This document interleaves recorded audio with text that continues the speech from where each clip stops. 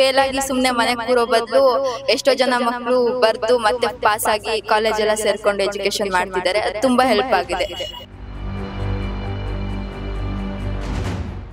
ಈಗ 3 ಅಟೆಂಪ್ಟ್ ಮಾಡ್ಯಾರಲ್ಲ, ಅದು ಚೆನ್ನಾಗಿ ಅನಿಸ್ತತಿ. ಈಗ ಒಬ್ರು ಈಗ ಫೇಲ್ ಆಗ್ಯಾರಲ್ಲ, ಮತ್ತೆ ಅವ್ರಿಗೆ ಅವಕಾಶ ಇರ್ತದೆ.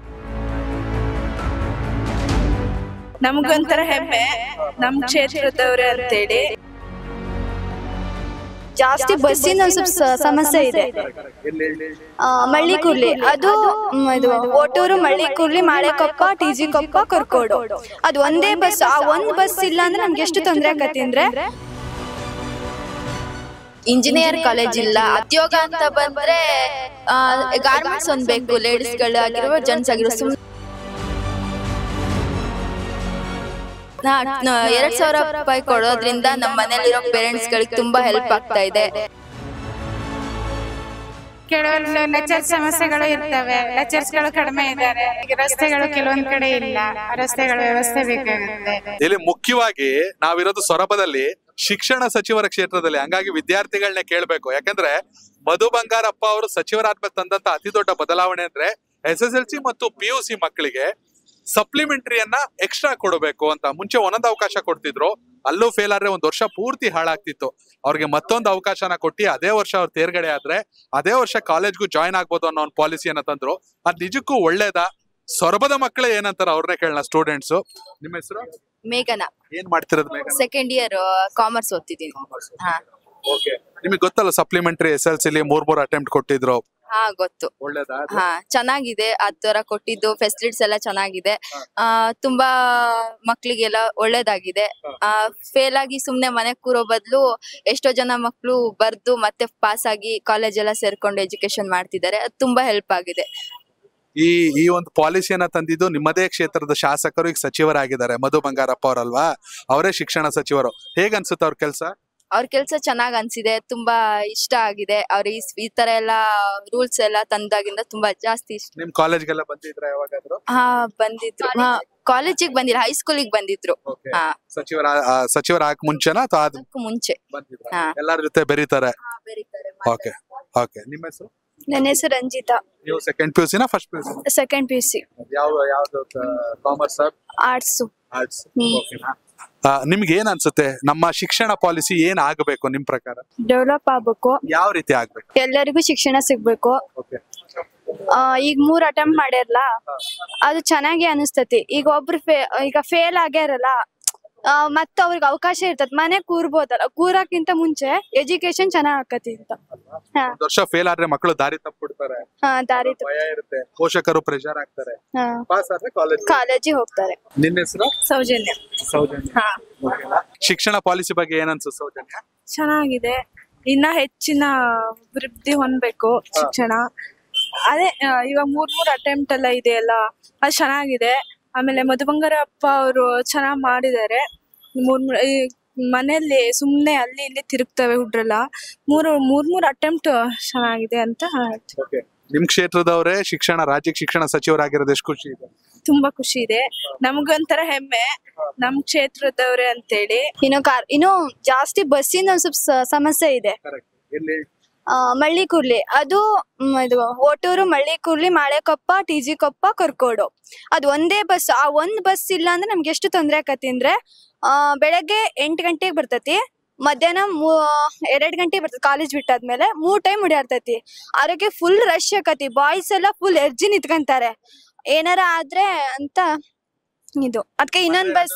ನಾವು ಬೆಂಗಳೂರಲ್ಲಿ ಕೂತ್ಕೊಂಡು ನೋಡಿದಾಗ ಶಿವಮೊಗ್ಗ ಭಾಗದಲ್ಲಿ ಪ್ರೈವೇಟ್ ಬಸ್ಗಳೇ ಜಾಸ್ತಿ ಅಲ್ವಾ? ಜಾಸ್ತಿ ಇದೆ. ಗವರ್ನಮೆಂಟ್ ಬಸ್ ಜಾಸ್ತಿ ಬೇಕು ಅಂತ. ಬೇಕು. ಫ್ರೀ ಗಾಡಿ ಮಾಡ್ಯಾರ ಉಚಿತವಾಗಿ. ನಮಗೂ ಸಿಗ್ತಾ ಇಲ್ಲ.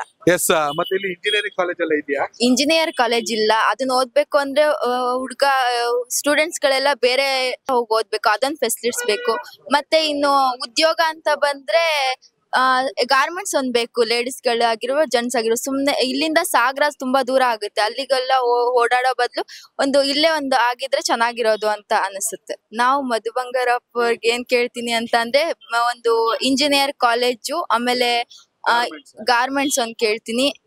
ಮತ್ತೆ ಇನ್ನೂ ಜಾಸ್ತಿ ಬಸ್ಸಿನ ವ್ಯವಸ್ಥೆ ಎಲ್ಲ ಬೇಕು ಅಂತ ಕೇಳ್ತೀನಿ. 2,000 ರೂಪಾಯಿ ಕೊಡೋದ್ರಿಂದ ನಮ್ಮ ಮನೇಲಿರೋ ಪೇರೆಂಟ್ಸ್ ಗಳಿಗೆ ತುಂಬಾ ಹೆಲ್ಪ್ ಆಗ್ತಾ ಇದೆ. ಕೊಡಬಾರ್ದು, ಹಾಳಾಗ್ತಾರೆ ಅಂತಾರೆ. ಇಲ್ಲ, ಒಳ್ಳೇದ್, ತುಂಬಾ ಎಷ್ಟೋ ಜನರಿಗೆ ಒಳ್ಳೇದಾಗಿದೆ.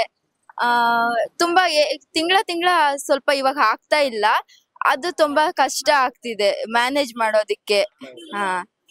ತಾಯಿಯವ್ರಿಗೆಲ್ಲ ಬರುತ್ತೆ. ಇವಾಗ ನಮ್ಮಮ್ಮ ಅಪ್ಪ ಇಬ್ರು ಕೆಲ್ಸಕ್ಕೆ ಹೋಗ್ತಾ ಇಲ್ಲ, ಇಂಜುರಿಯಸ್ ಆಗಿದೆ. ಸೊ ಅದು ಬರ್ತಿರ್ಬೇಕಾದ್ರೆ ತುಂಬಾ ಹೆಲ್ಪ್ ಆಗ್ತಿತ್ತು. ಇವಾಗ ಅದು ಬರ್ತಾ ಇಲ್ಲ. ರೇಷನ್ ಇವಾಗ ಕೊಡ್ತಿದ್ದಾರೆ, ಅದು ಅಮೌಂಟ್ ಬರ್ತಾ ಇಲ್ಲ ಇವಾಗ. ಅಟ್ಲೀಸ್ಟ್ 2,000 ರೂಪೀಸ್ ಆದ್ರೂ ಬಂದಿದ್ರೆ ತುಂಬಾ ಹೆಲ್ಪ್ ಆಗ್ತಿತ್ತು. ಸೊರಬದ ಖಾಸಗಿ ಬಸ್ ನಿಲ್ದಾಣದಲ್ಲಿ ಇದೀವಿ. ಅಲ್ಲಿರುವಂತ ಒಂದು ಮಳಿಗೆಯಲ್ಲಿ ಇಲ್ಲಿಯ ಮತದಾರರನ್ನ ಕೇಳೋಣ, ಸೊರಬಕ್ಕಿರೋ ಸಮಸ್ಯೆ ಏನಂತ. ಮೇಡಮ್, ನಿಮ್ಮ ಹೆಸರು? ಪೂರ್ಣಿಮಾ.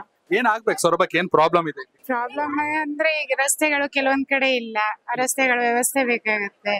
ಅಂದ್ರೆ ಕೆಲವೊಂದು ಹಳ್ಳಿಗಳಿಗೆ ಬಸ್ ವ್ಯವಸ್ಥೆಗಳಿಲ್ಲ, ಬಸ್ ವ್ಯವಸ್ಥೆಗಳು ಬೇಕು. ಮಾಡಿದ್ದಾರೆ, ಈಗ ತುಂಬಾ ಮಾಡಿದ್ದಾರೆ, ಹಳ್ಳಿಗಳಿಗೆಲ್ಲ ಬಿಟ್ಟಿದ್ದಾರೆ. ಈಗ ಗೌರ್ಮೆಂಟ್ ಬಸ್ಗಳನ್ನೆಲ್ಲ ಬಿಟ್ಟಿದ್ದಾರೆ, ಚೆನ್ನಾಗಿ ಬರ್ತಾ ಇದಾರೆ, ಮಕ್ಕಳೆಲ್ಲ ಅನುಕೂಲ ಆಗಿದೆ. ಇನ್ನೂ ಕೆಲವೊಂದು ಹಳ್ಳಿಗಳಿಗಿಲ್ಲ, ಅಲ್ಲಿ ಕೆಲವೊಂದು ಹಳ್ಳಿಗಳಿಗೆ ಬೇಕಾಗಿರುತ್ತೆ.